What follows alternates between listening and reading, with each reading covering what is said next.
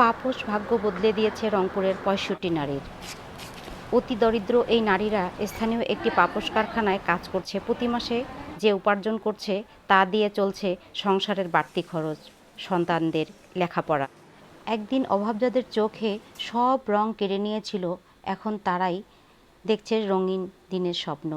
এই দুই বেলার খাবার জুটত না একদিন, এখন সন্তানদের স্কুলে পাঠাতে পারছেন তারা। ছেলেমেয়েরা শিক্ষিত হয়ে বেড়ে উঠছে, চোখে মুখে আনন্দের ঝিলিক। অসহায় এই সব নারীকে স্বপ্ন দেখার সুযোগ করে দিয়েছে একটি পাপোশ তৈরির কারখানা।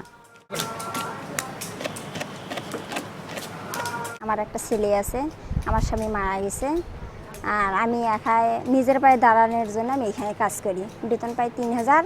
৮টার সময় আসি, বিকাল ৫টার সময় যাই।